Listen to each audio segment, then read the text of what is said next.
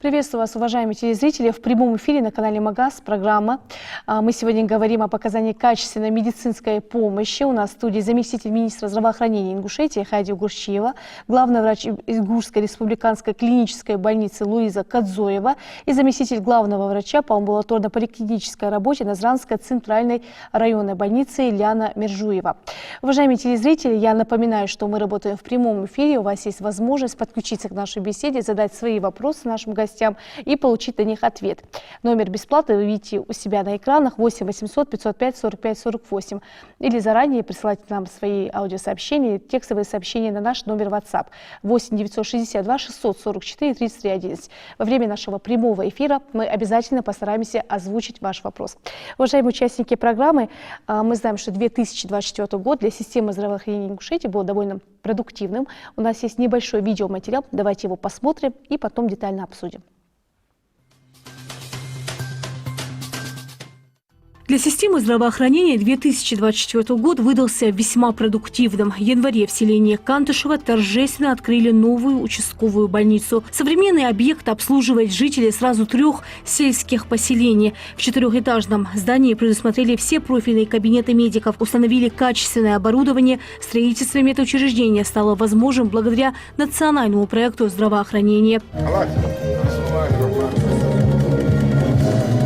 После ковидного 2020 года медицина в стране и отдельных регионах еще долго восстанавливалась. В 2024 году, как и в предыдущие, после пандемии все силы были направлены на оказание качественной медицинской помощи населению в отдаленных сельских поселениях. В Ингушетии в рамках различных акций, которые проводились с целью предупредить опасные заболевания, курсировал поезд здоровья. Диспансеризацию прошли более 149 тысяч человек. Среди выявленных заболеваний, такие как болезни кровообращения, органов пищеварения, сердца, легких, печени, тромбозы. Врачи ставили и сложные диагнозы. Жителям республики в рамках акции рассказывали о здоровом образе жизни. Кстати, об отдаленных сельских поселениях. Долгожданным событием стало открытие нового ФАПа в селении Южное. До строительства объекта жителям приходилось ездить за медицинской помощью в соседние сельские поселения и в Малгобек. В фельдшерско-акушерском пункте есть все необходимые условия. Здесь можно пройти узких специалистов, сдать анализы, сделать УЗИ, посетить кабинет стоматолога и не только. Чтобы оказывать качественную первую медицинскую помощь, необходим современный транспорт. Существенно пополнился автопарк медучреждений. В рамках программы «Модернизация первичного звена» и нацпроекта здравоохранения в Ингушетию поступила 21 единица легкового транспорта. Машины марки «Гранта» и «Патриот» передали Жайракской, Малгобекской, Сужицкой районным больницам и другим медицинским учреждениям. Собственно, мы видим, что высокие показатели, видим, какая работа проделана. Расскажите, из года в год в системе здравоохранения, на какие задачи особенно стараетесь обратить внимание, и как вы думаете, в 2024 году улучшилось ли качество оказания медицинских услуг? Мы знаем, что мы все работали в рамках национального проекта здравоохранения, который успешно завершился в 2024 году с хорошими показателями. Конечно, выполняя все требования национального проекта, у нас и качество оказания медицинской помощи улучшилось. И предшествовало этому и улучшение оснащения всех наших медицинских организаций, пополнение квалифицированными кадрами медицинских организаций и, конечно же, цифровизация медицинской помощи.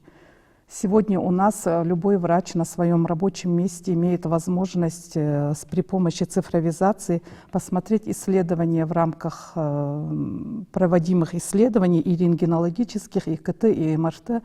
Они могут на своем рабочем месте увидеть картину, не дожидаясь даже заключения врача. Мы выполнили показатели, мы успешно завершили 2024 год. Мы подошли к этому традиционно с низкой общей смертностью при перерасчете на показатели на 100 тысяч населения. У нас высокая рождаемость, которая хоть и незначительно, но на 2-3% повысилась по сравнению с 2023 годом. И с относительно снижающейся динамически младенческой смертностью. Младенческая смертность у нас снижается ежегодно. но при этом все равно нам есть к чему стремиться, потому что наш показатель все равно остается выше среднероссийского. Лиана Алихановна, расскажите, а каким был для Назранской районной больницы этот год? И вот ранее Хайди Юсуповна сказала о том, что цифровизация, современным технологиям уделяет особое внимание. Вы в своей работе стараетесь использовать высокие технологии? Конечно, Назранская центральная районная больница тоже проделала очень большую работу за 2024 год. Мы получили, значит, в рамках федерального проекта здравоохранения, модернизация первичного звена, были получены передвижные медицинские комплексы. Благодаря этим комплексам мы сумели охватить большое количество населения диспансеризацией, профилактическими осмотрами. Были организованы выезды этих передвижных мобильных комплексов в населенные пункты Назрановского района, а это 10 населенных пунктов. Образно говоря, это была поликлиника на колесах. В чем заключалась суть этого выезда? В том, что люди рядом со своим домом могли прийти и полностью пройти и первый этап диспансеризации, и второй этап диспансеризации. Но важно предупредить заболевание. Да? Для того, чтобы предупредить заболевание и улучшить здоровье населения. В работе этих передвижных мобильных комплексов участвовали также наши передвижные флюоромобиль и маммограф. Это большое подспорье в ранней диагностики заболеваний, значит, бронхолегочной системы и заболеваний злокачественных, особенно у женщин. Было обследовано очень большое количество населения, были очень довольны люди. Также вот во время использования этих передвижных мобильных комплексов была задействована лаборатория. То есть здесь же на месте брались анализы, они оперативно отвозились в лабораторию централизованно. И пока пациент проходил осмотры у других узких специалистов, уже результаты были готовы. Относительно цифровизации, сейчас у нас в работе нашей Назранской районной больницы очень большое значение придается этому, чтобы врач действительно не тратил время на то, чтобы ждать результаты каких-то клинических исследований. Уже сидя у себя за рабочим столом в своем компьютере, он может спокойно отследить, какие исследования из назначенных прошел пациент, какие результаты этих исследований, и уже дальше определить маршрутизацию пациента для того, чтобы более эффективно провести свое лечение. Также подгружаются данные лабораторных исследований, чтобы врач мог проанализировать, значит, динамику этих исследований и назначить соответствующее лечение. Луиза Сергеевна, вот каким был для Ингушской республиканской клинической больницы этот год и какое внимание вы в отчетном периоде уделили оснащению оборудованием, профилактике таких серьезных заболеваний? Мы знаем, что медицина особое внимание уделяет профилактике заболеваний.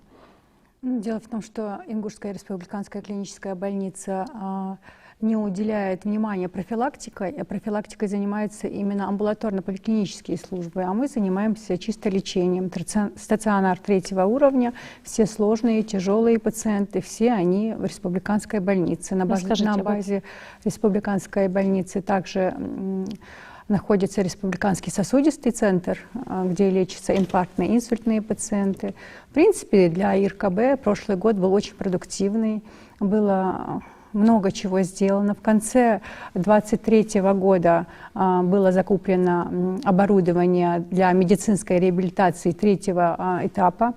Оно введено в эксплуатацию с января 2024 года.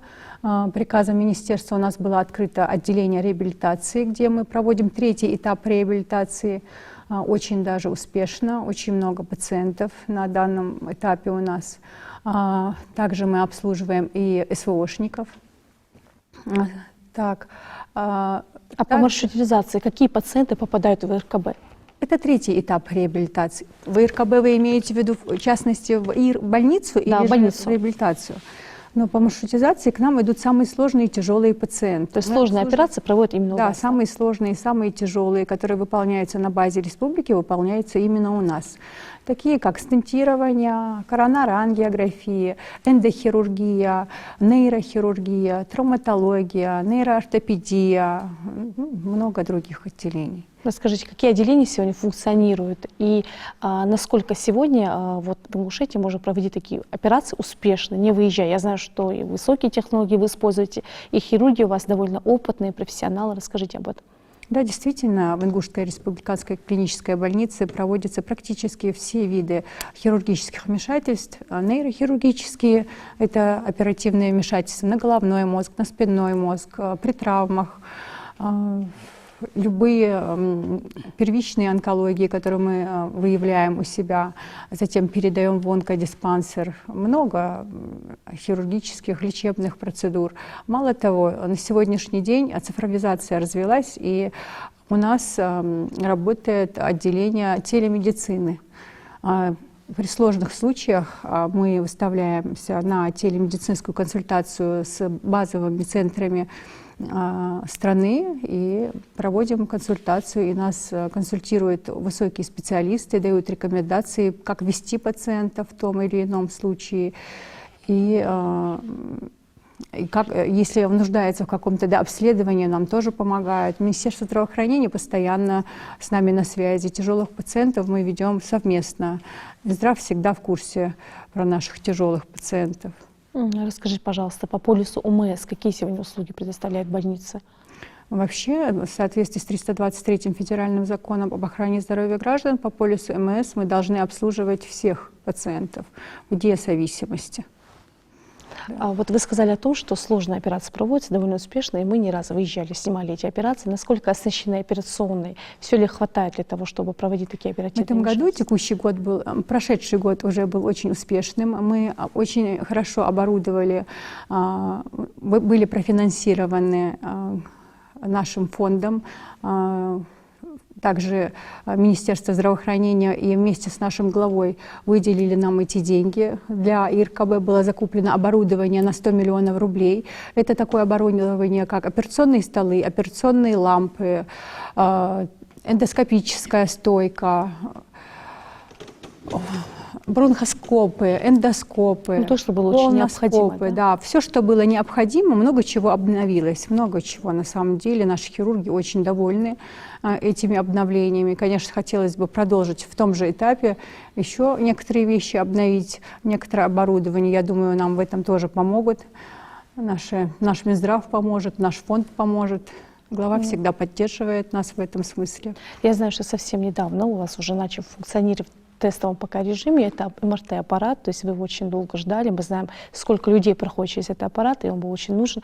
Давайте посмотрим небольшой видеоматериал, потом обсудим более подробно. Ремонтные работы подошли к концу, а значит, радостной новости быть. Новый МРТ-аппарат в Ингушской клинической республиканской больнице уже принимает своих первых пациентов. Правда, пока только в тестовом режиме, но оборудование уже успели оценить. Старый был установлен 12 лет назад. В 2023 году его теплообменник в холодильной установке протекал. Новый МРТ установили в конце декабря 2024 года. А уже в начале 2025-го медики здесь прошли первый инструктаж по изучению аппарата. Сегодня ИРКБ является одним из главных медучреждений в регионе. Больница оказывает 80% работы скорой неотложной помощи для тяжелых пациентов. Нагрузка большая. МРТ дает возможность врачам увидеть с разных ракурсов структуру органов, ткани посредством влияния магнитного поля. Наличие такого аппарата было крайне необходимо. Стоимость нового МРТ-аппарата почти 148 миллионов рублей. Он отличается более широкой функциональностью. Теперь пациентам не придется выезжать из региона. Аппарат будет работать круглосуточно, в связи с чем при необходимости обследование будет проводиться без отлагательств. Ранее глава Ингушетии также поручил региональному министерству здравоохранения обеспечить своевременный контроль за состоянием медицинского оборудования в лечебных учреждениях республики. Речь в первую очередь идет об аппаратах для диагностики внутренних органов и тканей человека, МРТ, компьютерной томографии и не только. Повышение качества медицинских услуг, доведение их до современных стандартов – ключевая задача, стоящая перед региональной системой здравоохранения. Давайте сейчас примем телефонный звонок. У нас на линии первый телезритель, который позвонил. Говорите, пожалуйста, вы в прямом эфире, мы вас внимательно слушаем. Седик Хошин, озвучьте, пожалуйста, свой вопрос. По поводу мерзнущих ног и летом, и зимой, круглый год, приходится постоянно носить дополнительные куски, там, шерстяные и так далее. Вот какова логистика движения, что делать, какие случаи были удачные, вот вы таких вылечивали, как это происходило? Ну, Повторите, пожалуйста, вы имеете в виду оперативное вмешательство? Плохо слышу. Нет, я имею в виду, как правильно поставить диагноз. Нужно ли оперативное или же медикаментозное. Вообще такие случаи, примеры могли бы привести, что у нас были такие пациенты, обращались мы их таким-то способом. Вы сказали, что у вас мерзнут и летом, и зимой ноги, да? Так я поняла? Да. Спасибо большое, мы вас услышали. Полагаю, что это нарушение периферического кровообращения, поэтому в первую очередь нужно обратиться к вашему участковому терапевту. По месту жительства. По месту жительства. Дальше вы будете маршрутизированы к сосудистому хирургу и при необходимости будете направлены в отделение сосудистой хирургии Ингушской республиканской клинической больницы. У нас очень много пациентов за год вылечиваются, проходят курс лечения. К сожалению, если это хроническое заболевание, наступает улучшение. И задача врачей состоит в том, чтобы не допустить рецидива заболевания. Поэтому вы должны будете находиться на доучете, и я вас прошу обратиться к участковому терапевту по месту жительства. И еще один вопрос, если можно. Пожалуйста. Вот бывали у вас случаи, когда здесь не могли оказать помощь при диагностику, или же поставили диагностику, а возможности лечить там технологических условий не было. Вы куда-то направляли, допустим, в Москву. Или же все вопросы с этим диагнозом, условным, здесь решались? Вы знаете, если мы сталкиваемся с тем, что пациенту требуется оказание высокотехнологичной медицинской помощи, что в рамках отделения сердечно-сосудистой хирургии бывает часто, то мы, конечно же, оформляем пациента на иногороднее лечение в наши федеральные научные центры, с кем у нас заключены соглашения, ведущие центры нашей страны, и мы туда успешно направляем пациента для получения более высокотехнологичной медицинской помощи и, соответственно, реабилитации. Спасибо вам большое. Луиза Виссарионовна, мы с вами увидели о том, что новый аппарат поступил, он работает пока в тестовом режиме. Расскажите, пожалуйста, насколько его ждали, и старое оборудование, я знаю, что обслуживало огромное количество людей, наверное, это и была причина выхода из строя. Да, конечно, оно иссякло все свои жизненные этапы. 12 лет он функционировал в беспрерывном режиме, так как Ингушская республиканская больница выполняет 80% скоропомощной помощи всем тяжелым пациентам, круглые сутки аппарат был перегружен. У нас также перегружен и КТ-аппарат. И я думаю, новый аппарат, его ждет такая же доля. Да, действительно, при нашей больнице также существует сосудистый центр, куда поступают инсультные пациенты, которым жизненно необходимо было МРТ. У нас была, в связи с отсутствием нашего аппарата, который вышел из строя, мы его списали и закупили новый аппарат. За это время у нас Министерством здравоохранения был сделан план, спущен нам приказ, где по маршрутизации мы отправляли инсультных пациентов либо в перинатальный центр, либо в онкодиспансер. Сканировали. Люди проходили там, обследование, да, соответствующие? В принципе, насколько он необходим для РКБ, жизненно необходим был МРТ-аппарат. И наши пациенты сегодня не будут никуда уезжать, мы их на месте уже будем сканировать. У нас работает, уже скоро мы получим заключение санэпидстанции по помещению и уже активно ведем его в эксплуатацию. Давайте сейчас примем телефонный звонок. Говорите, пожалуйста, вы в прямом эфире, мы вас слушаем. Алло. Сядик Халшин, вы в прямом эфире, озвучьте, пожалуйста, свой вопрос.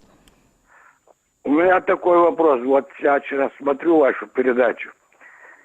И все, что они говорят, в действительности совершенно наоборот. В нашей республиканской больнице нет никаких лекарств, ни одному больному нет лекарств. В нашей республиканской больнице сразу же говорят, мы кредиторку какую-то выплачиваем. Сколько лет эту кредиторку надо выплачивать? В онкодиспансере, в онкологическом диспансере люди получают лекарства с Махачкалы. Мы вас услышали, спасибо вам большое. Луиза Виссарионовна, что вы скажете вот все-таки? Да, действительно, в Ингушская республиканская клиническая больница очень долгое время находится в кредиторской задолженности. Наша кредиторка потихонечку гаснет. За один день, конечно, погасить ее невозможно. Есть план финансово-хозяйственной деятельности, на основании которого действует руководство больницы. Все, что в наших силах, мы сегодня делаем и максимально пытаемся помочь нашим пациентам. По лекарственному обеспечению, я знаю, что бывают периоды, когда принимаете лекарства, распределяете. Да? Дело в том, что мы государственное бюджетное учреждение и закупаем все путем контрактов. Контракты в начале года идут прямые, пока мы не заключим государственные контракты. На все это уходит время. Конечно, бывают периоды, когда есть медикаменты, и периоды их отсутствия, пока выставляется, это все дело ведется. Но мы максимально, по крайней мере, пытаемся обеспечиться необходимыми медикаментами. Давайте сейчас примем еще один телефонный звонок. Говорите, пожалуйста, мы вас слушаем. Озвучьте, пожалуйста, свой вопрос. Вы в прямом эфире. Здравствуйте, Альберт. У меня вопрос присутствует в студии. Ваша дали головная вода. Пожалуйста. И багова, что статус амажата уже дефектный дался с приемным отделением. Первый вопрос. Буквально несколько дней назад я сам там был, поступил, провели на скорой. Причина почка жертвы тоже. Очка стояла. Отравление. Капельница вот это. Вопрос в чем?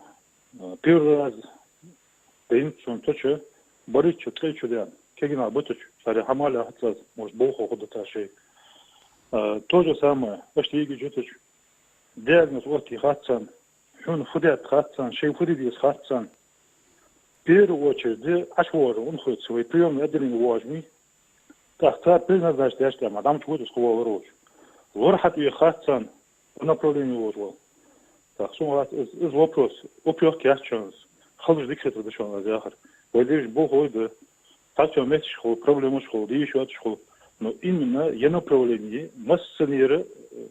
Если вы скажете конкретно, кто вас принимал в этот день, да, кто вас не смог обслужить, было бы удобнее решить проблему. Если честно, даже не могу сказать, не почему, помните. потому что я его даже не знаю. Но молодой парень, дигзамцегу, шиваште, дарди, хажу, ну, не знает он, что делать даже нужно. Баркал, мы вас услышали. Хадар, если мог есть, охоть яч. Боху, шевалы ваште, дали вопрос на контроль взять и... Баркал, мы вас услышали. Хади Субта, может, прокомментируете? Да, я думаю, в приемном отделении у нас, раньше у нас было отделение скорой специализированной медицинской помощи, где было увеличенное количество врачей и, соответственно, приемных кабинетов в приемном отделении. Ну, из-за сложившейся кредиторской задолженности мы были вынуждены сделать обычное приемное отделение в необычной больнице, потому что эта больница тянет и экстренную медицинскую помощь по республике, и плановую, соответственно. Поэтому там медперсонал, молодой медперсонал, я думаю, это средний медицинский персонал. У нас и студенты дежурят, у нас с нашими медицинскими организациями, не только университета нашего, но и медицинских колледжей, заключены договора, что они будут проходить практику, соответственно, и дежурить, и так далее. Я думаю, это имеется в виду средний медицинский персонал. Ну, хочу порадовать, что в ближайшее время, скорее всего, это будет в 2025-2026 году, нам будут в этом же дворе устанавливать новое специализированное отделение скорой медицинской помощи, где будет вот правильное расположение кабинетов с врачами, комфортное пребывание пациентов и так далее. Я думаю, это будет в ближайший год, и поэтому чуть-чуть наберемся терпения. Я думаю, главный врач, который сидит здесь, Луиза Висангиреевна, взяла на контроль этот вопрос. Спасибо вам за звонок, за то, что вы обратились. Я думаю, Луиза Висангиреевна обратит внимание на коллектив приемного отделения. Давайте примем еще один телефонный звонок. Наши жители очень активны. Говорите, пожалуйста, вы в прямом эфире. Сейди Кашина. Рида, я министр Истигба, я вопрос задавал. Я с Молгобека, Тачиев. Льготные лекарства я получаю в Молгобеке. Слепцовского веса, Слепцовские эти награды за каналом веса. Я получал их там. Как нах подключать дальше? Сейчас вот этот вопрос решен или нет? Министр обещала вопрос решить, да. Баркал. Что ответ даст? Баркал Хади Юсуп ранее телезритель звонил, просил, чтобы было удобнее брать лекарства. Жителям, которые живут в Малгобеке, приходится, к сожалению, ездить в Назрань за каналом, забирать там лекарства. Есть ли у них возможности по маршрутизации как-то сделать так, чтобы было удобно жить? Да, мы уже сделали это. У нас с декабря месяца, если у нас в какой-то аптеке какого-то населенного пункта льготное лекарство отсутствует, то мы не больных отправляем за лекарством в другой аптечный пункт другого населенного пункта, а маршрутизируем уже это лекарство в ту поликлинику, чтобы он мог спокойно, пациент мог спокойно получить лекарство по месту жительства. Скажите, Малгобека сегодня может обратиться по месту жительства, взять свои лекарства. Это с декабря месяца у вас начало функционировать? Да, есть приказ, прошлого года. подписанный министром, доведенный до медицинских организаций, чтобы ни в коем случае у нас пациенты сами не ездили бы за лекарством. Я думаю, в наши другие телезрители нас населенные услышали пункты. сегодня. Только по месту жительства. Давайте примем еще один телефонный звонок. Говорите, пожалуйста, мы вас слушаем. Сейди Калашин, озвучьте, пожалуйста, свой вопрос. Вы в прямом эфире. Да, у меня племянник болел, у него был карбункул почки, он лежал в ДРКБ, нефрологическое отделение, наверное, все его помнят, имеется в виду руководство Минздрава. Я бы хотел от себя лично и от родителей этого ребенка Мугуста Абдулмалик поблагодарить врачей Ильяс Вафая и кандидат наук Албакова Мадина лечили его. В непростых условиях ребенок был очень сложный. Было бы хорошо отблагодарить каким-то, наверное, благодарственным письмом или чтобы выделить этих врачей. Спасибо вам большое. Мы обязательно постараемся выполнить ваше пожелание. Это очень приятное поручение. Спасибо вам большое. Хади Юсупан, мы ранее говорили о том, что в РКБ поступил МРТ-аппарат. Вот если сегодня сказать, сколько МРТ-аппаратов, вообще КТ у нас функционирует в Ингушетии, в каких лечебных учреждениях они у нас есть ли планы по приобретению таких аппаратов? Мы ранее видели, что цена там огромная, то есть это дорогостоящий аппарат. Да, скажите об этом. У нас в республике 3 аппарата МРТ, которые функционируют на базе Ингушской республиканской клинической больницы, онкологического диспансера и на базе перинатального центра. К сожалению, МРТ-аппарат, который у нас находится на базе перинатального центра, вышел из строя. Там требуются какие-то запасные части, которые они заказали, и уже, мы думаем, в ближайшее время будет произведен ремонт этого аппарата. Приказ по маршрутизации пациентов мы издали. Все пациенты наши по программе госгарантии бесплатного оказания медицинской помощи гражданам Ингушетии мы можем очередность составлять только до 2 недель. Мы в эти рамки укладываемся, 2 недели у нас пациенты не ждут, и у нас прекрасно с нагрузкой справляется онкодиспансер и республиканская больница. Пока что справляются. Конечно, экстренные пациенты у нас обслуживаются вне очереди, но мы все равно хотели бы очередь плановых пациентов уменьшить. Это нам поможет отремонтированный МРТ-аппарат в перинатальном центре. И у нас есть программа в рамках нового национального проекта, который начал работать с 2025 года, «Продолжительная и активная жизнь». У нас есть программа, федеральный проект, который называется «Модернизация первичного звена здравоохранения». Мы сделали заявку на тяжелое оборудование, мы его называем тяжелым, это КТ-аппараты, МРТ-аппараты, рентгенографы и так далее. Поэтому мы до 30 года запланировали приобретение еще МРТ-аппаратов и в Сунжинской центральной районной больнице, и в Малгобекской центральной районной больнице. Соответственно, если у нас по износу мы обновляем существующие аппараты. Это тоже запланировано в программе модернизации первичного звена здравоохранения. Лиана Алихановна, расскажите, пожалуйста, сегодня в Назранской центральной районной больнице функционируют ли КТ, МРТ-аппараты? Расскажите об этом. В Назранской центральной районной больнице есть КТ-аппарат, МРТ-аппарат. Я знаю, что во время пандемии была огромная нагрузка. Была очень большая нагрузка на этот аппарат, и он свою мощность полностью использовал. К сожалению, получилось так, что сейчас вот на данный момент он не работает, но это никак не сказалось на обследовании наших пациентов, потому что сразу же была определена маршрутизация всех больных, которые нуждаются в КТ-исследовании.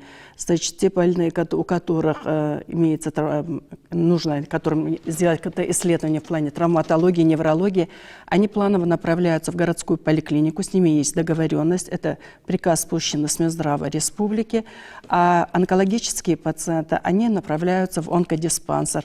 И проблем с их обследованием и описанием этих исследований у нас пока нет. А у нас телефонный звонок, давайте на него ответим. Говорите, пожалуйста, вы в прямом эфире. Сядик Халшин, озвучьте, пожалуйста, свой вопрос, мы вас внимательно слушаем.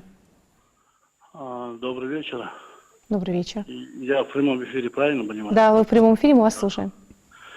У меня вопрос, я с Москвы звоню. 29 декабря у нас скончалась мать в Сунжинском районе, это больница, да? Сунжинского района, да. Реанимация находится, в отделении реанимации.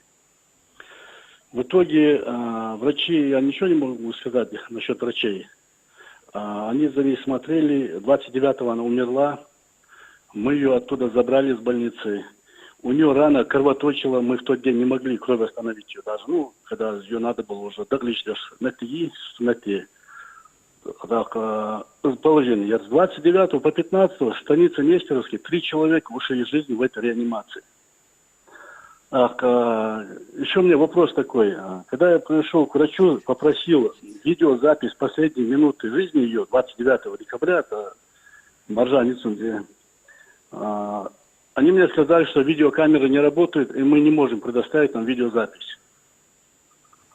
И она вроде была нормальна в тот день, и в итоге 12 ночи она скончалась.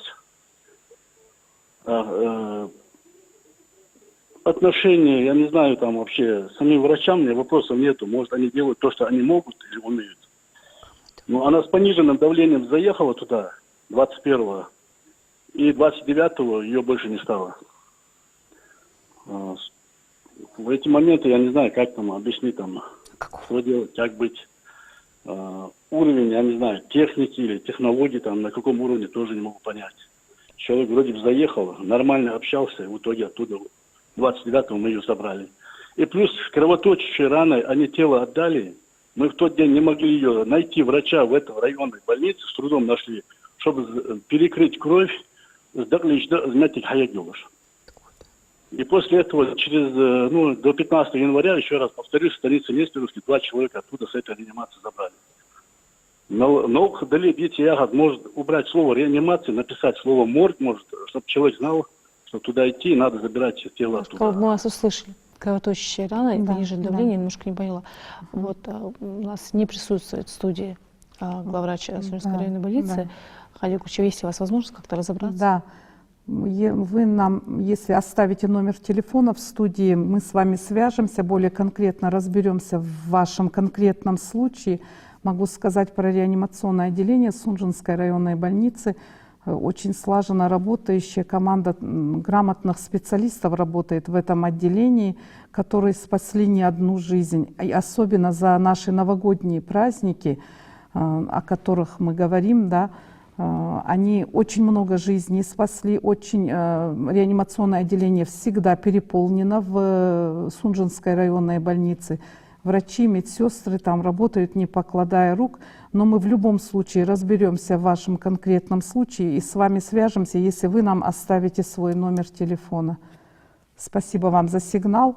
Обязательно примем меры, посмотрим, если там присутствует какое-то нарушение в части оказания медпомощи или нарушение этики и деонтологии. Со своей стороны постараемся все выполнить. Ляна Алихановна, скажите, пожалуйста, какие пациенты попадают к вам в больницу и на сегодняшний день какие отделения функционируют? И есть ли возможности поставить точный диагноз? И скажите об этом. Наша больница – это плановая больница, Назранская центральная районная больница – это плановая больница. Попадают, естественно, плановые пациенты. Любой пациент, определена маршрутизация, что участковый врач наблюдает своего пациента и направляет его периодически на профилактическое лечение в те отделения, которые у нас в больнице есть. Отделение у нас очень востребованы и загружены. Поэтому у нас есть, значит, лист ожидания. Это 14 дней, не более. Раньше бывает госпитализация. Есть отделение всех направлений. Это кардиология, неврология, это гастроэнтерология, пульмонология, эндокринология, нефрология, ревматология, травматология с ортопедией.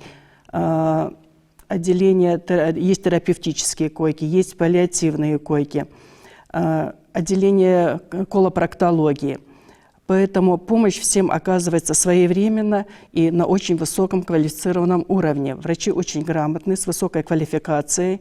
Кандидаты наук у нас есть. Врачи все в большинстве своем заведующие отделению. Это врачи высшей категории, которые обладают очень хорошими навыками.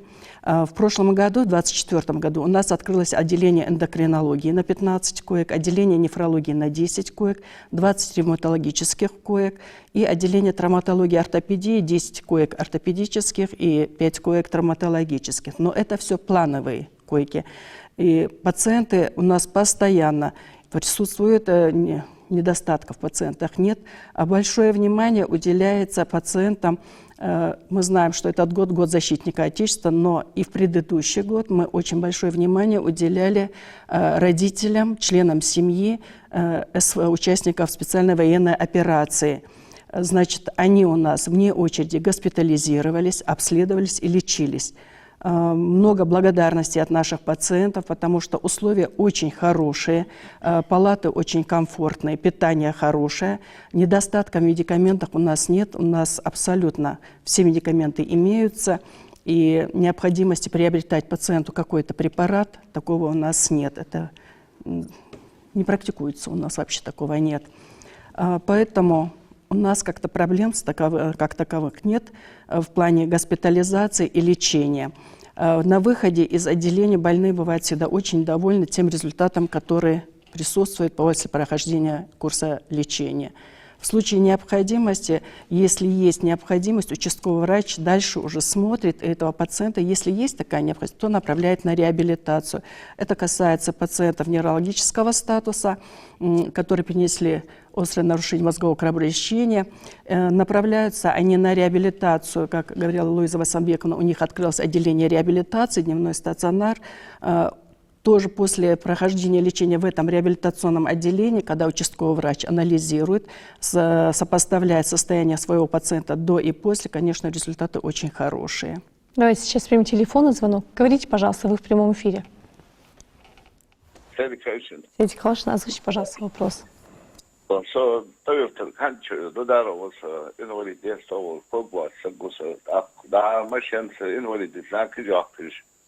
Да, машины девят.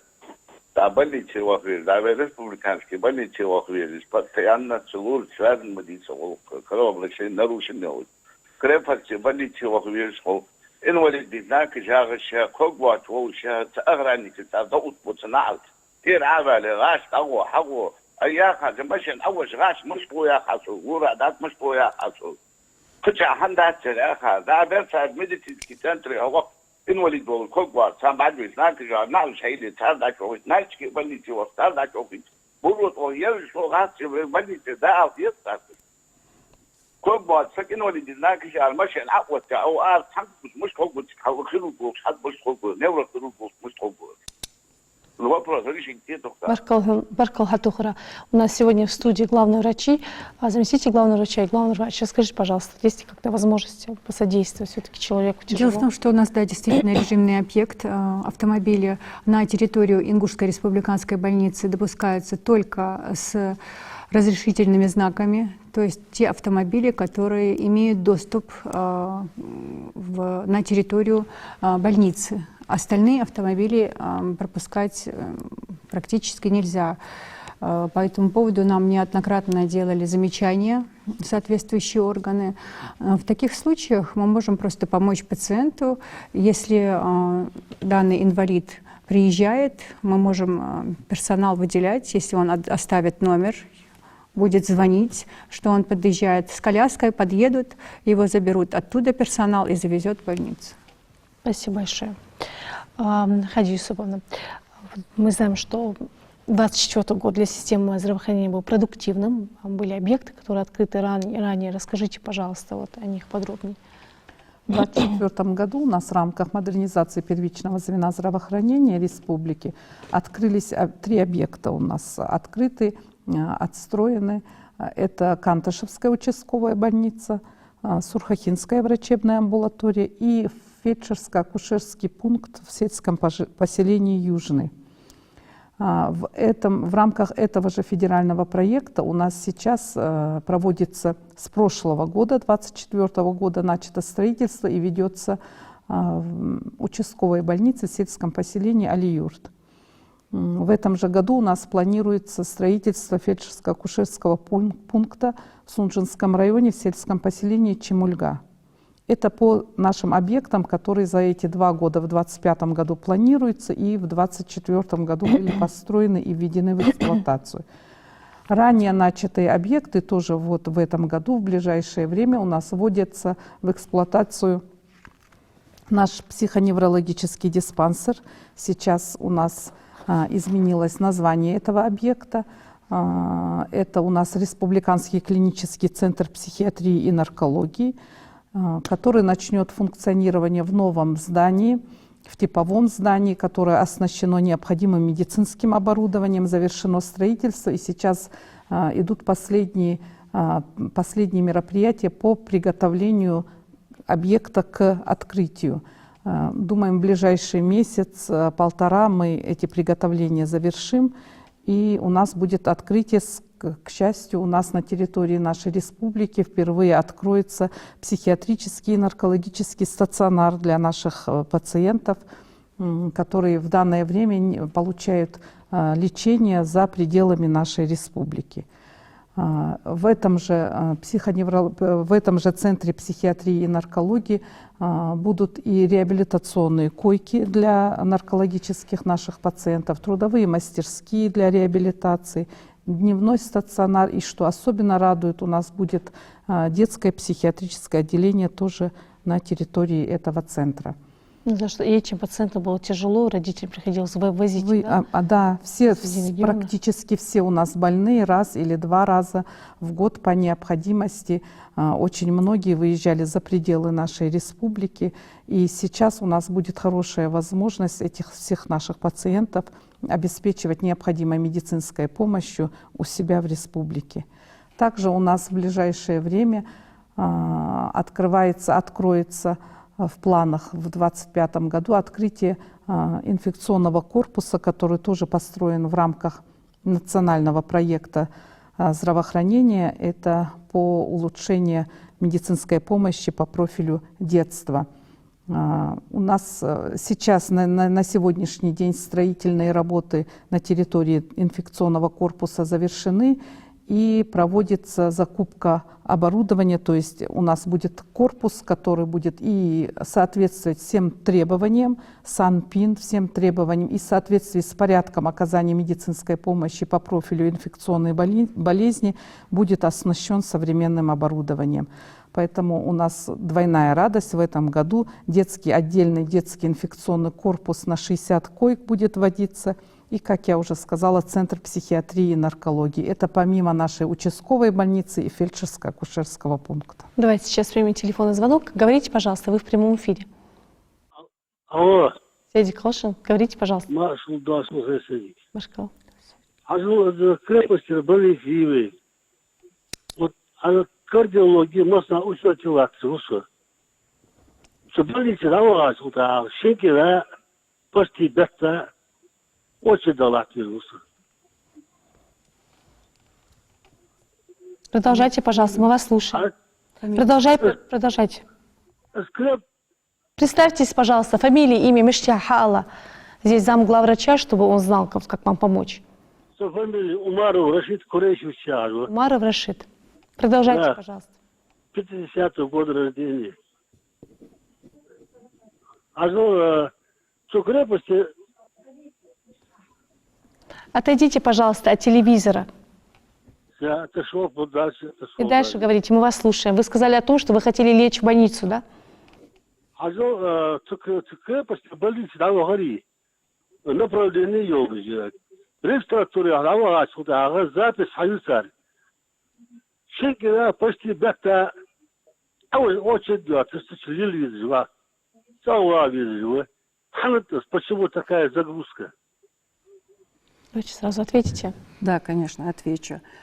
Смотрите, я сказала, что у нас, значит, лист ожидания 2 недели, не более. Больше 2 недель никто не ждет, их госпитализируют. В конкретном случае я разберусь, конечно, я так думаю, это житель Барсуков по фамилии, и выясню, когда он был госпитализирован, когда его надо госпитализировать, с ним вопрос будет решен. Но таких накладок не бывает. Бывает очень большой поток пациентов, которые идут на лечение в кардиологическое отделение, оно бывает достаточно сильно перегружено. Ну, конкретно разберемся. Спасибо. Луиза Евсенгеевна, мы ранее с вами говорили о том, что у вас на базе РКБ работает, функционирует успешно это реабилитационное отделение. Да? Какие пациенты к вам попадают, расскажите. Мы ранее видели о том, что у вас тренажеры есть специально спортивные, да, чтобы разрабатывать. Это, скорее всего, инсультные пациенты, да, у вас? Это постинсультные пациенты после окончания острого периода. И не только постинсультные, это посттравматические пациенты. Уже имеется в виду, их берут на нашу реабилитацию 3-го типа, когда они уже сами самостоятельно передвигаются. И пациенты действительно очень довольны. На базе нашей реабилитации существует и физиотерапия. С этого года у нас открывают еще и круглосуточные койки в реабилитационном отделении. Если до сих пор мы оказывали только дневную реабилитационную помощь, то я думаю, что с этого года уже пойдут уже круглосуточный стационар, и у нас будет до 15 круглосуточных коек. Я знаю, что вы обслуживаете также участников специальной военной операции. Специальной военной операции тоже участников обслуживаем. Это в основном посттравматические пациенты с травмами различного типа. С ними работают травматологи, неврологи, психологи, психиатры. Со всех сторон помощь оказывается. Давайте примем еще один телефонный звонок. Говорите, пожалуйста, вы в прямом эфире, мы вас слушаем. Алло. Сядите, Клашин, озвучьте, пожалуйста, свой вопрос. Вы в прямом эфире. Хочу в прямом эфире соедините. Вы в прямом эфире, мы вас слушаем. Нет, я не в прямом эфире. Вы в прямом эфире, возможно, ваш телевизор немножко опаздывает. Отойдите, пожалуйста, от телевизора и озвучьте свой вопрос. Нет, я от телевизора далеко. Хожу Сойда Калшин. Ага, сахарный диабет уже да. Дукка и вол. Никак молхаша и твашти долцу. Яхтяхш. Магаси вахал. Магаси гурок среди поликлиники вахал. Поликлиники чары фиер укус за каналами ажал. Цикич вахал чар вообще. А фамилия, имя назовите, пожалуйста, и место жительства. Шоухалу Магомед С. Место жительства. Село Далаково. Село Далаково. Далаково вам лекарств не выдают, да? А? Далаково не получаете, да, вы лекарства? Да, не получаем. Все, Баркал. Хадису, что вы скажете? Да. Я скажу, что пункт отпуска лекарственных препаратов для льготников открыт в Кантышевской больнице. Это для жителей села Далаково, Кантышева и Гейрбек-Юрта. Но учитывая, что ранее уже эти лекарства были распределены в городскую поликлинику и в поликлинику районную Назрановской центральной районной больницы, видимо, до истечения вот этих остатков, до израсходования этих остатков, поэтому возникали трудности. Вы назвали фамилию, имя своего супруга, поэтому по данному вопросу мы разберемся конкретно, в чем проблема и почему в Кантышевской больнице вам не отпустили лекарственные препараты. Возможно, вот как я уже сказала, это связано с тем, что остатки на Кантышевскую больницу и на Далаково, которые были распределены в другие поликлиники до открытия пункта отпуска в Кантышевской больнице, присутствовали. Поэтому будем разбираться индивидуально. Спасибо вам за обращение. Обязательно обратим на это внимание. У нас еще один звонок. Говорите, пожалуйста, вы в прямом эфире, мы вас слушаем. Это Малгобек Катиева. Я насчет реабилитационного. У нас в Малгобеке обещали открыть Но пока ничего такого нету, нам приходится ездить или в Карабулак, или в Назрань. Мне просто вопрос, когда у нас откроют? Можно мне отметить? Да, конечно. Да, конечно. В Малгобекской больнице, в новом корпусе Малгобекской больницы, в котором ранее располагался ковидный госпиталь во время пандемии, открыт дневной стационар на 30 койко-мест для медицинской реабилитации. Реабилитация будет проводиться и по соматическим заболеваниям, и по опорно-двигательной системе, и периферической нервной системе. На сегодняшний день эта реабилитация, дневной стационар работает. Там очень грамотные молодые люди, очень им нравится своя работа, у них прям глаза горят, когда они эту работу делают, очень успешно выполняют задачи, поэтому я вам советую обратиться к участковому терапевту, который имеет возможность направить вас для лечения в дневной стационар.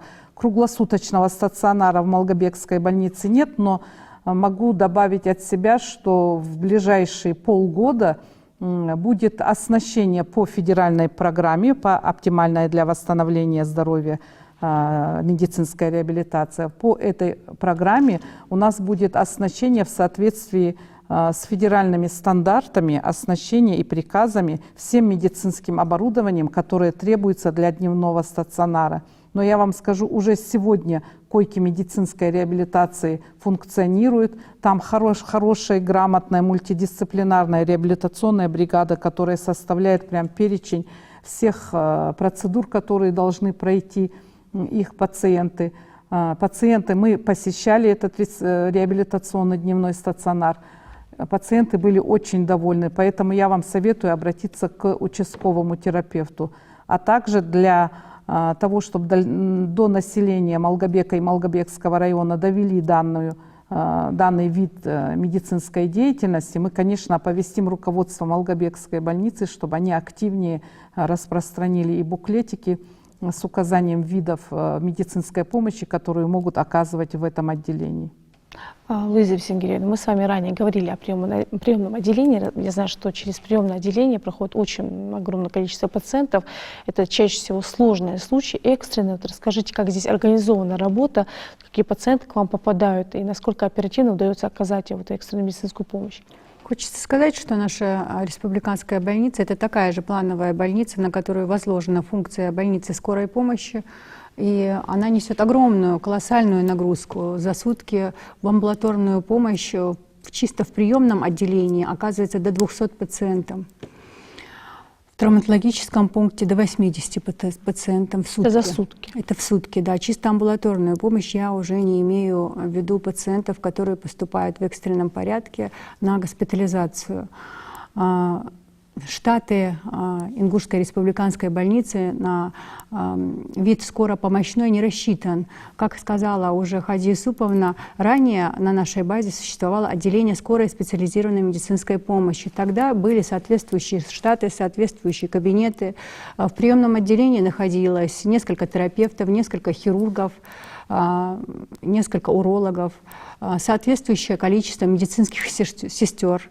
Так как это было очень накладно для больницы, которая в итоге оказалась в огромной кредиторской задолженности, пришлось уменьшить количество штатов и перевести ее в функцию обычного приемного отделения. Соответственно, уже оказывать на том уровне внимания, а помощь и так оказывается пациентам не удается. И хочется также добавить, что у нас для амбулаторной помощи существует амбулаторно-поликлиническая служба. Наши пациенты, они днем сидят, а по вечерам уже все едут дружно в приемное отделение республиканской больницы с гипертоническими кризами, с головными болями. И вы знаете, действительно очень накладно, когда дежурит один терапевт вечером и огромная очередь. И как ранее сказал молодой человек, он поступил, и помощь была, ему оказывали помощь молодой человек, до 18. Скорее всего, это был наш медицинский брат. Да. Мы очень рады, что на сегодняшний день на базе приемного отделения у нас существуют мужчины-терапевты, медицинские братья, подключается наш мужской профиль. Раньше у нас были только девушки, медицинские сестры, и с нашим менталитетом было очень сложно заставить дежурить наших женщин, потому что многие семьи отказываются пускать наших женщин на дежурство. Да. И было очень сложно. На сегодняшний день мы действительно очень рады, что подключаются наши студенты, наши молодые люди, что они действительно хотят работать, они работают активно, достаточно, я считаю, и справляются. Мы рады действительно, что у нас работают не только молодые девушки, но и молодые люди.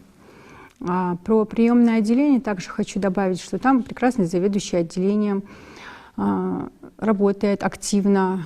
Нагрузка действительно очень большая. Мы круглые сутки практически в телефонном режиме с заведующими отделениями. Нам выключаться практически нельзя, так как больница скоропомощная. Поступить может в любое время любой пациент. Такие пациенты, как ожоговые, взрывы бытовых газов, пациенты из-под ДТП, инфарктные, инсультные пациенты.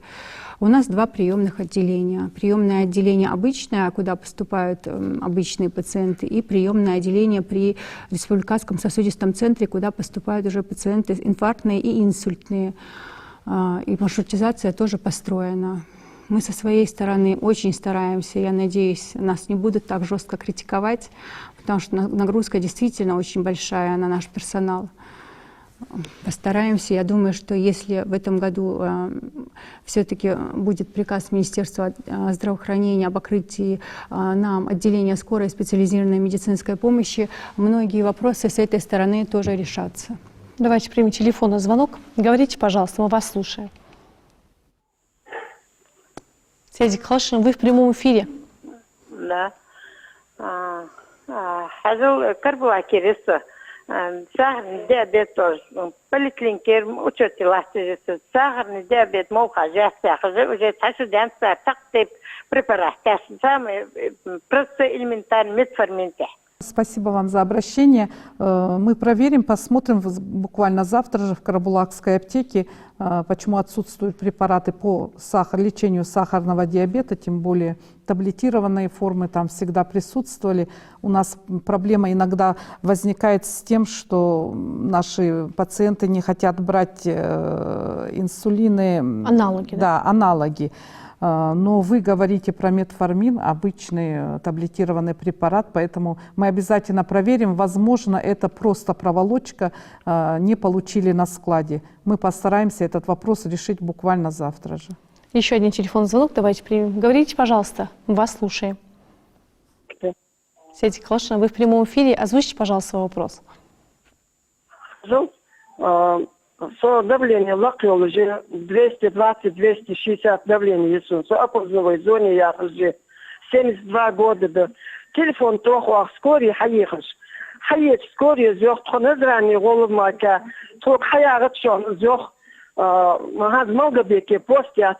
Малгабекер пост бассейне хайнезрани Малгабек фадидизжи узбахджи мучбахбежб. Опозновой зоне Малгабеке я хаяхи. Опозновой зоне ях Малгабекский, да, Малгабеке яхсу.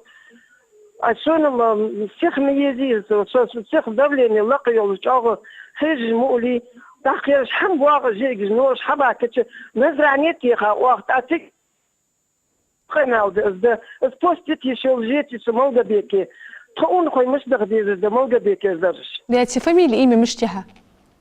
Ай? Фамилия, имя Хала хайдете.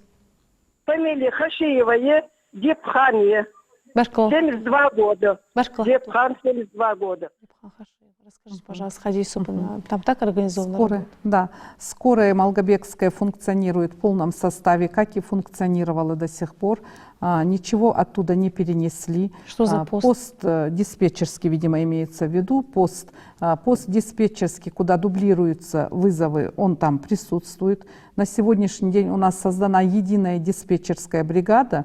Единая диспетчерская создана.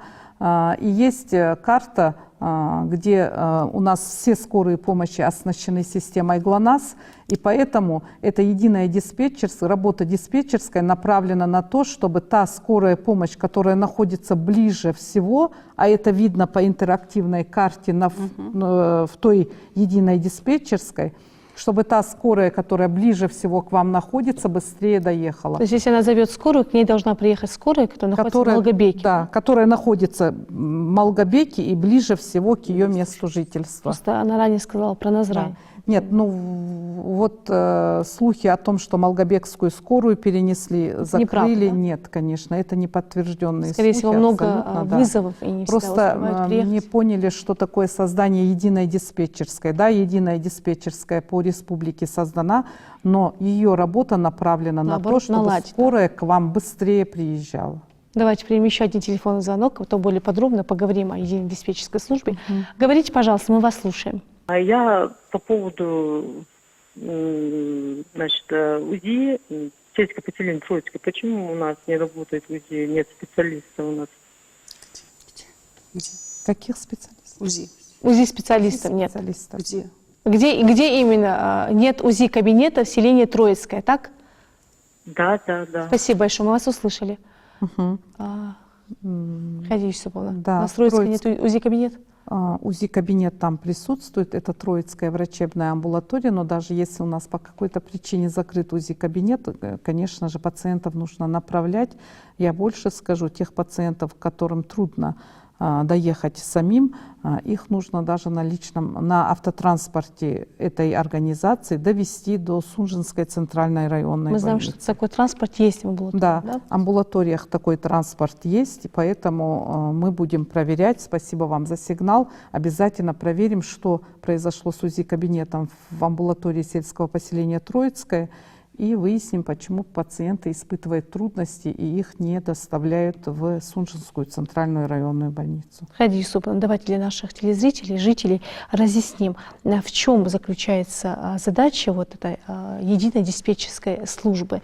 Мы ранее говорили о том, что эта служба создана для того, чтобы, наоборот, упорядочить эту систему. Да. Расскажите об этом. Единая диспетчерская служба создана на базе нашего территориального центра медицины катастроф и республиканской скорой медицинской помощи. Если объяснить технически, то это огромный диспетчерский зал, где дежурят диспетчера, которые принимают вызовы со всей республики. Эти вызовы дублируются на пост удаленным скорым, подстанциям, станциям. По доске, интерактивной доске, как я уже объяснила, мы видим в диспетчерской, специалист видит, какая скорая находится ближе к указанному адресу и уже просит тот пост, который находится Малгобекской скорой, Сунжинской скорой, направить именно эту скорую туда.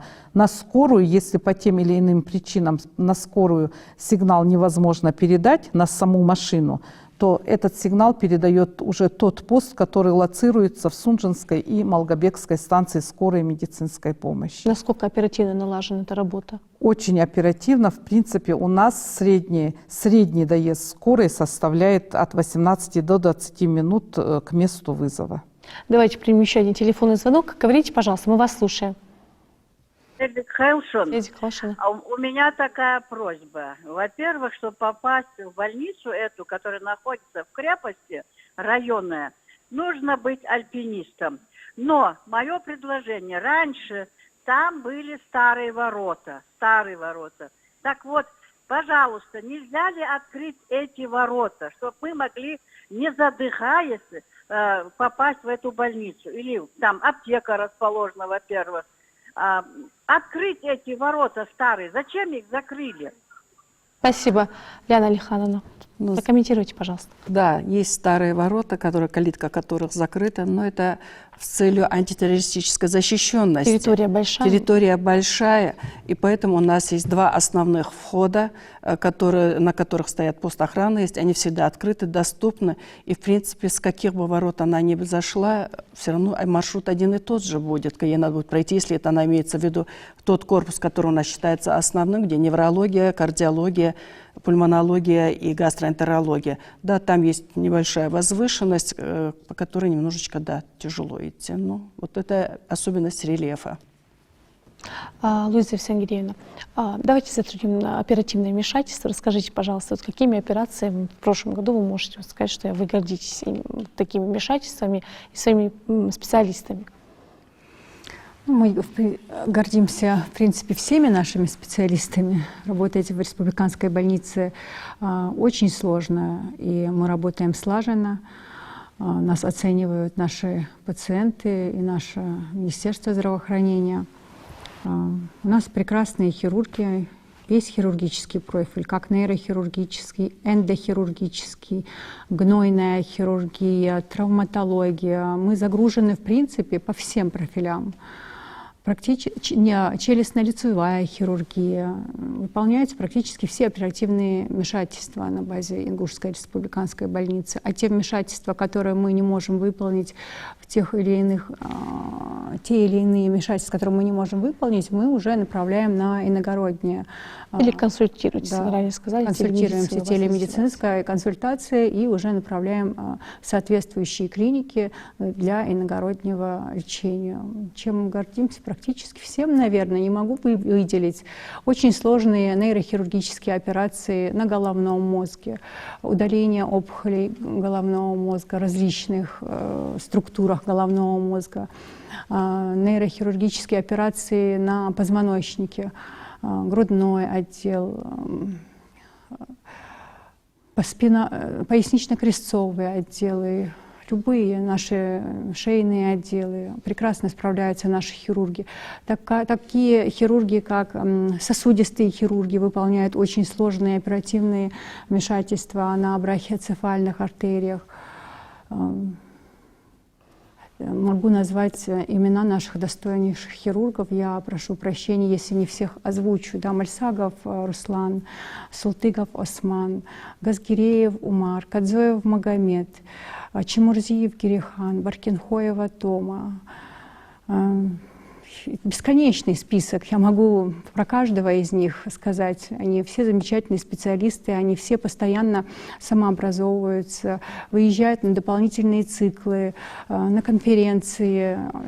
Они знают практически со всей нашей страны своих коллег. Если они направляют по своей службе кого-то, пациента своего, на оперативное вмешательство, которое не выполняется у нас, то они созваниваются с центрами, с заведующими тех клиник и сами контролируют этих больных. Вас услышали. Давайте сейчас примем телефонный звонок. Говорите, пожалуйста, вы в прямом эфире. Сергей Калшин, озвучь, пожалуйста, свой вопрос. Сергей Калшин, у меня вопрос. Лифт поликлиника в Малгате не приемная пока, именно при поликлинике лифт не работает годами.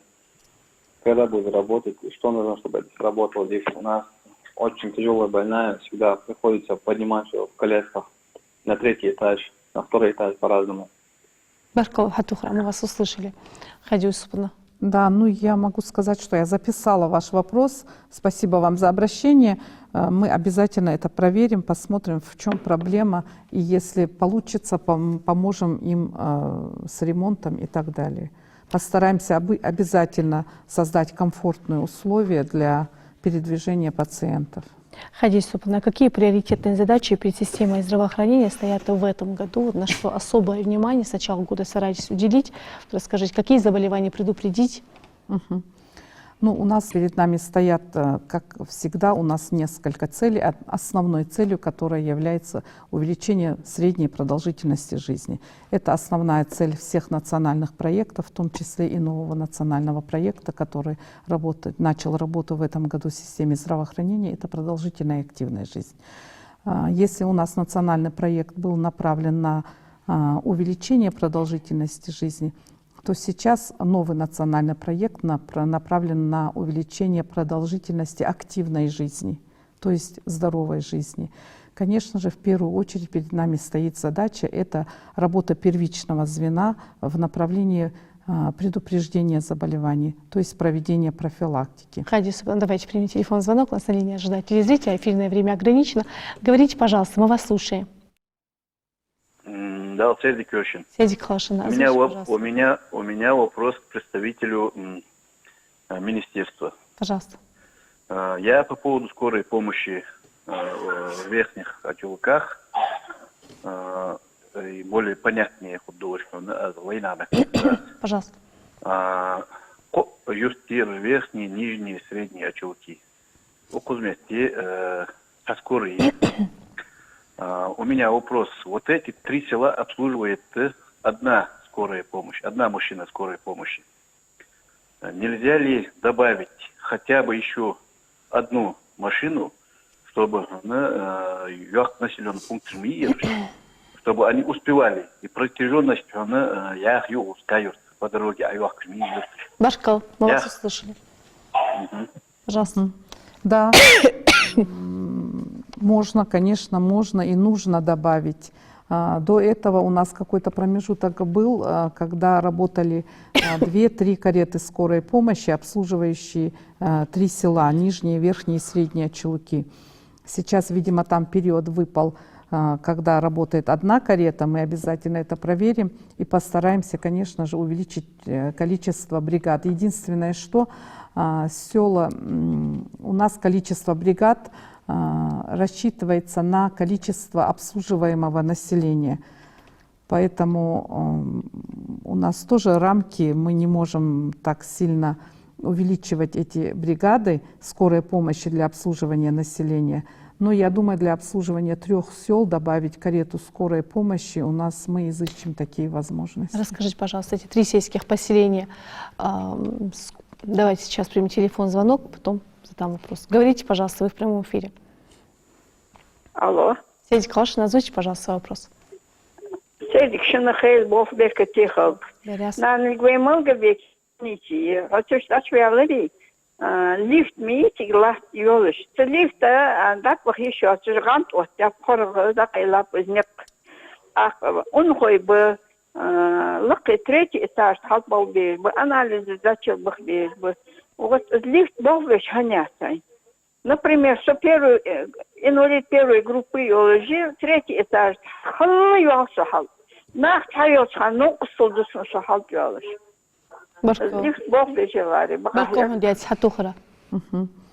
Спасибо за обращение. Еще раз я повторяю, что лифт — это очень старая больница. Мы понимаем, что все это здания, постройки середины прошлого века.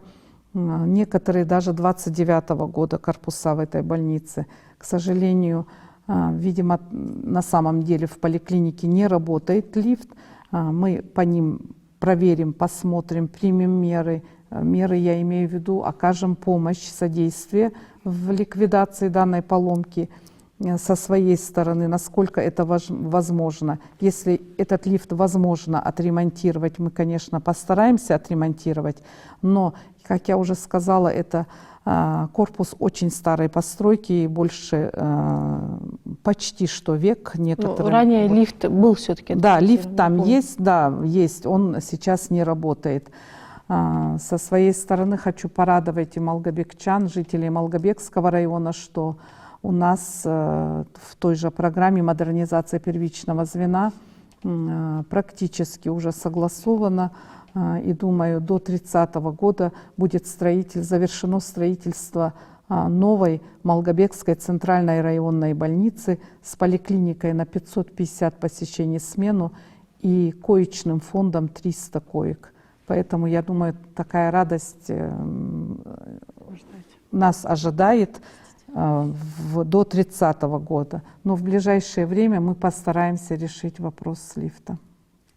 Спасибо вам большое. Уважаемые телезрители, мы сегодня говорили о качестве медицинских услуг в Ингушетии. На наши вопросы сегодня отвечала заместитель министра здравоохранения Ингушетии Гурчиева Хади Исуповна, главный врач Ингушской республиканской клинической больницы Кадзоева Луиза Весенгелеевна и Ляна Муржуева, заместитель главного врача по амбулаторно-поликлинической работе Назранской центральной районной больницы. Спасибо вам большое за вашу активность и за ваши звонки. Оставайтесь, пожалуйста, на канале Магаз.